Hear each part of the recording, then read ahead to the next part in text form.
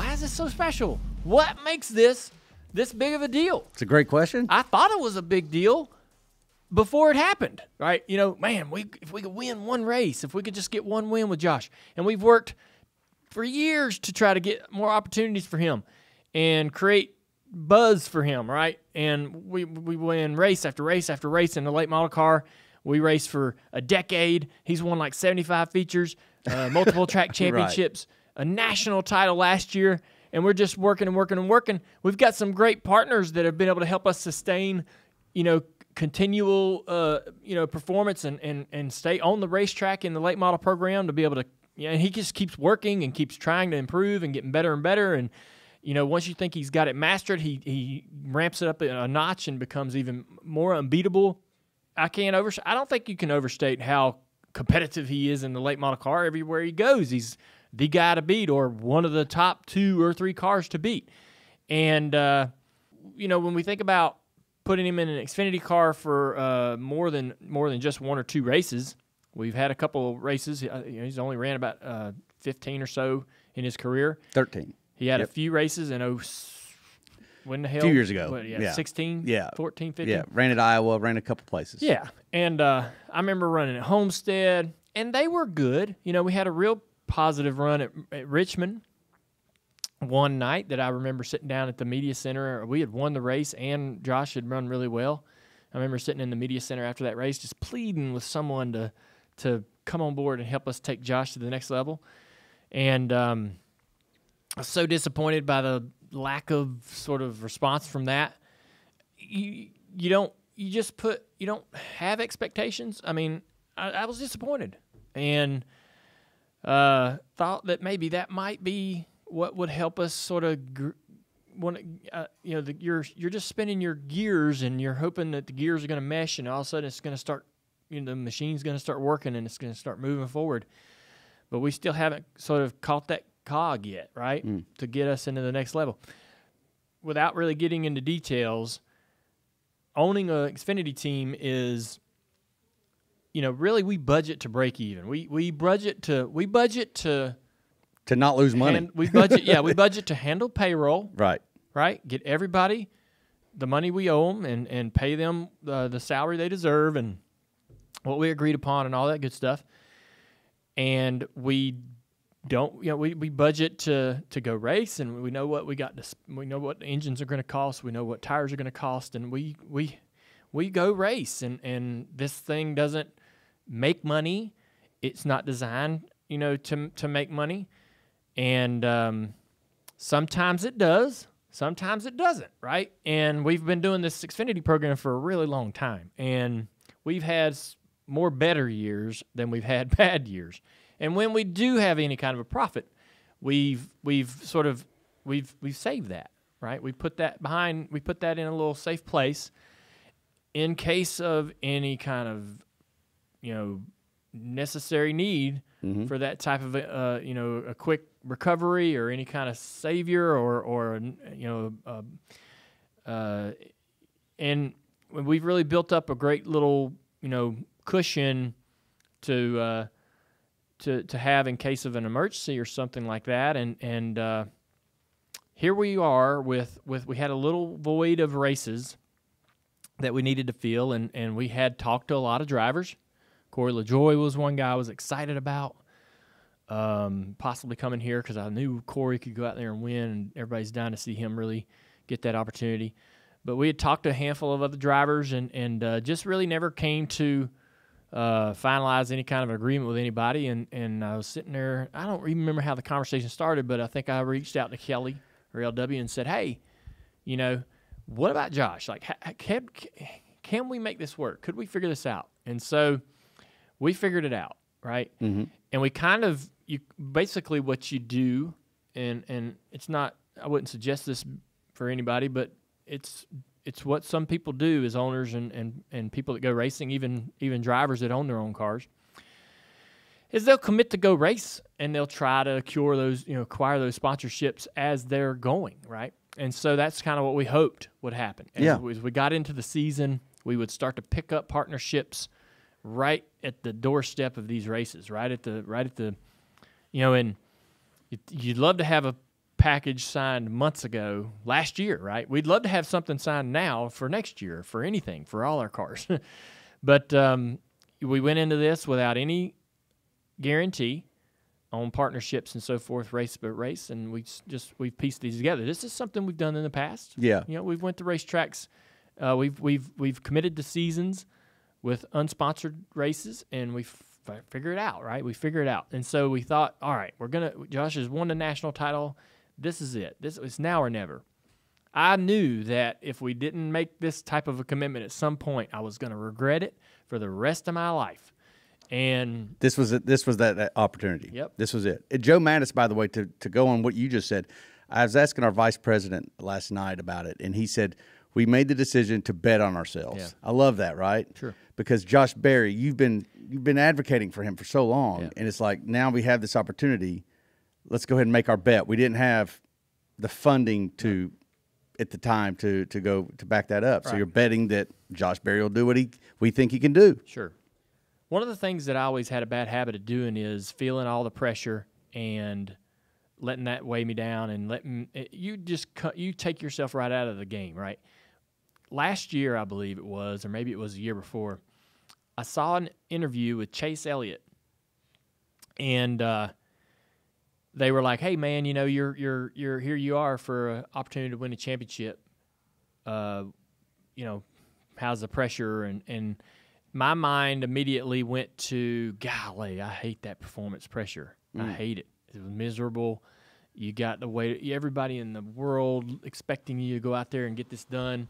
You got your family, you got your crew, your team, your fans, and man, you just don't want to let anybody down. You just don't want to let everybody down. And how are you going to face them when you don't accomplish this goal, right?" And Chase Elliott said, "Man, this is an amazing opportunity. Mm-hmm. I get to go for a championship this weekend. I can't believe it. This is going to be a blast." Like, what? Yeah. So, and there's two types of athletes, I think, in that sense, right? There's the kind like me that are going to go, "Oh my God, this is hard, and I'm nervous, I'm going to fail, and this is miserable." And then there's the other guy, right, Chase, that's like, "Hell yeah. They embrace it. Let's do it. I'm down for this. Yeah. What a great chance, right? I can't believe I've got this chance to do this, right?" In that moment, it really helped me understand, like, a flaw of my own, right, that I had all my career.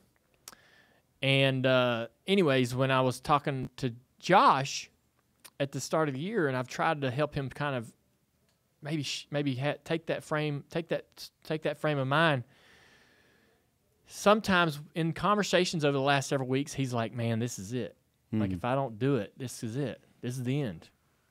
He thinks, he's sitting there in moments at his house or at the track or whenever, he's having these thoughts in his head, like, he's crashing, he's going through the grass at Atlanta, and he's having a great run at Phoenix and gets spun out, and he flips the bird, and he's all over the media, right. He's all over social media because he's done something unperformance related, right? And it just isn't going as smooth. And you were getting frustrated. You were getting frustrated yourself. And he's sitting there going, "Man, this is how this is going to go." And then at the end of this 14 whatever races, the door's going to close, and that's going to be the end of this.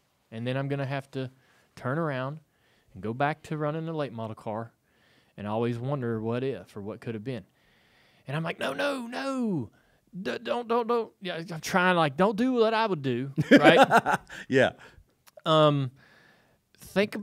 Look at this, like, man, it's here. What I've wanted is right here in front of me. Yeah. And maybe last week didn't go the way I wanted it, but I get to go again. Right. Right? And I get to go back. Seize it. Go after it. Yeah. I get to try it next week. Mm-hmm. Man, I can't wait. And try to look at this as like the gift under the tree that you wanted all year long, and it's finally Christmas morning, right?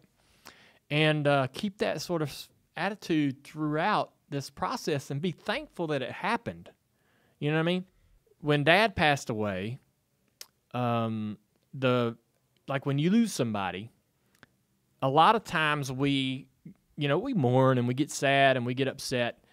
And a lot of that is some of that is some selfishness because we want them, right? We want that person here. We want them in our lives. We want what they provide to us, whether it's happiness and companionship and all those things. But a great reaction to losing somebody that I think helps you sort of process the loss is to appreciate the fact that you got to be with them, right? That they happened, that you happened, that this happened, right?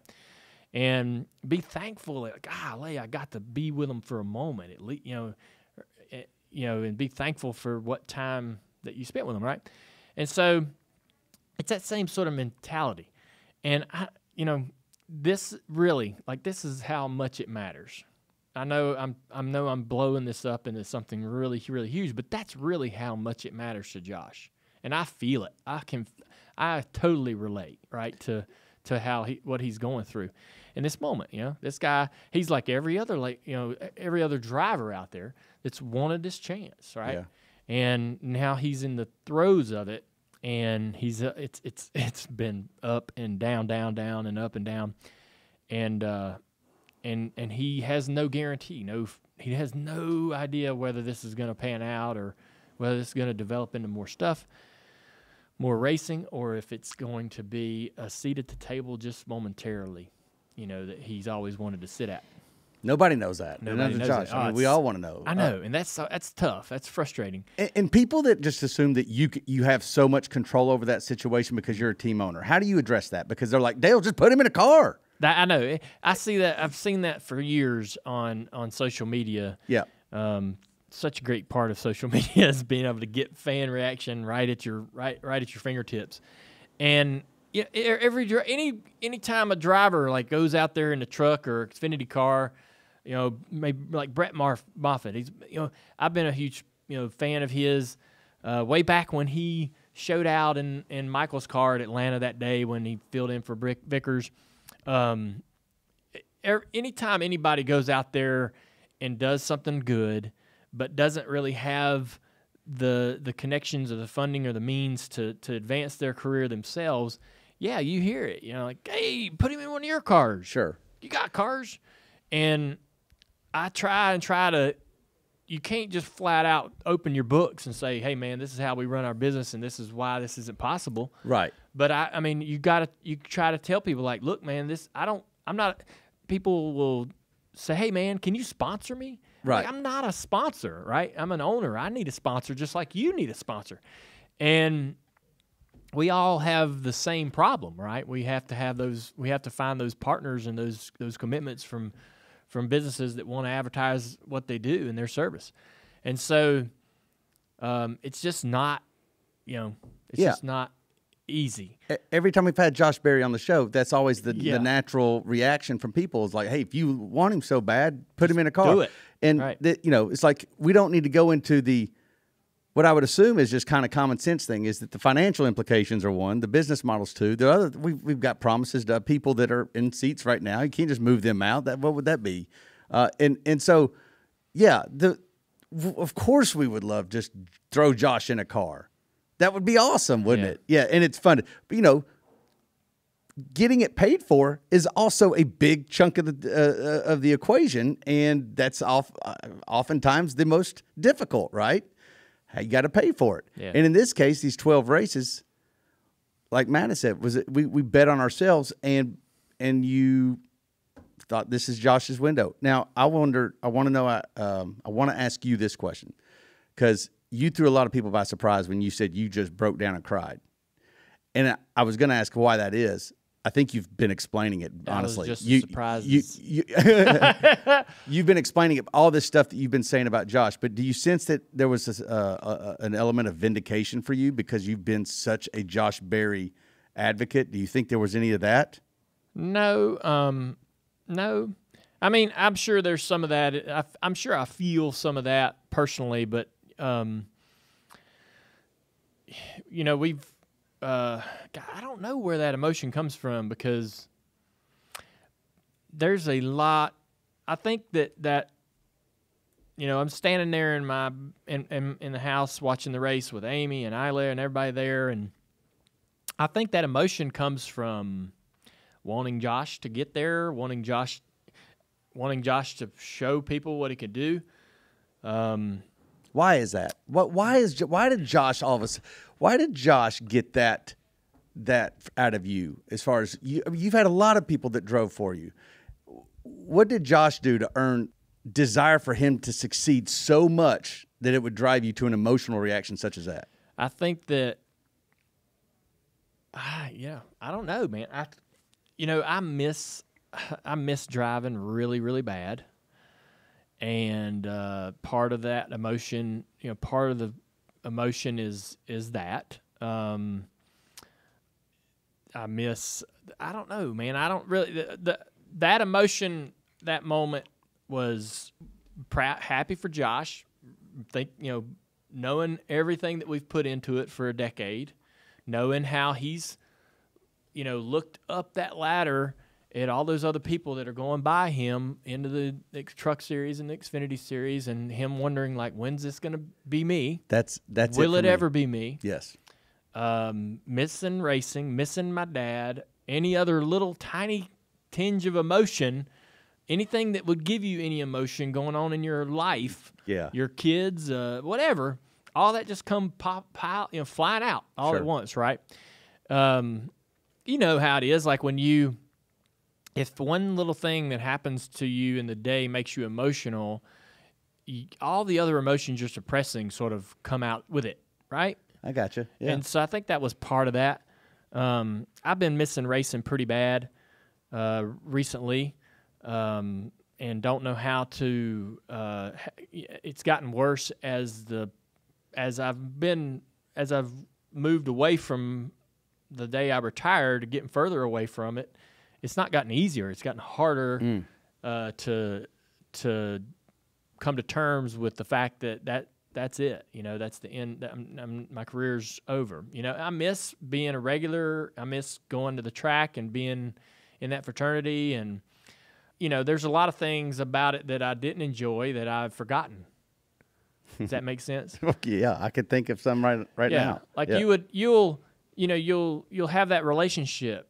You're young in your teens or 20s or whatever, and you got this relationship that you think is great, and then you see the flaws in it, and you decide that it's not for you, and you move on, and then 6 months later, a year later or whatever, you see that person and you think, oh man, I like that relationship, I want to get back in it, and you do, right? You both make that choice to be back together, and then in a week you're like, oh no, I forgot about all the things that I didn't like about this. Oh, yeah. Right? So I know that that's there, that I just don't realize, like, man, you made the choice and you made it for a reason, and it's made, and you got to figure, you got to come to terms with it.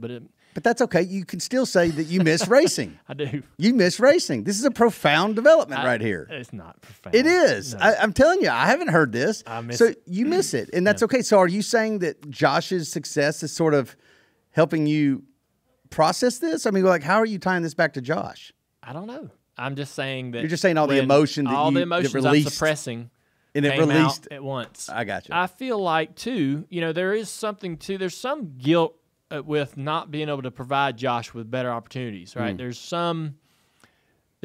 I feel like that I always go back in my mind and go, man, did we miss this? What we're doing today with Josh, what we're doing with this little package of half a season, was this opportunity there before that we just didn't figure it out? Did we not try hard enough to make this happen? Did we miss something? Did we miss a chance to put him in a car? I feel so much responsibility, right, to help him, get where he wants to go. And he's looking around going, man, what's the missing piece, right? I look at this shop, and you got everything's working well. You got all the employees and all these cars everywhere, right? I can look out there now. There's just cars, all colors, right? There's white and gray and red and orange, and there's people and there's stuff and why are we racing? Why can't I race? Right? I feel this responsibility when he walks in here and looks around. I'm like, yeah, I know it looks like we could just load up and go, but it's not that easy, and I feel like, And for the record, that's all self-inflicted. Josh has never once done anything to make you feel that way. He doesn't put that pressure on me. Right. For sure. Josh has never asked the question, dude, what's up with all the race cars? Yeah. Right. You feel that pressure. You feel people, just like the people ask on social media, like, wait, why is this so hard, right? Sure. I know why this is. Yeah. You said it. There has never been anybody, and I can't think of anybody in any sport that's been more of a team player that you want to succeed and you want to repay the favor. He has mentored people that are racing in Cup today. Yeah. And process that and never once complained. He's a special guy, man. I'm telling you. It's been fun. This is really something that started from nothing. It came from nothing. Hey, do you want to hear more of that conversation with Josh Berry? Well, listen to the whole podcast, the Dale Jr. Download, available on all major podcast platforms.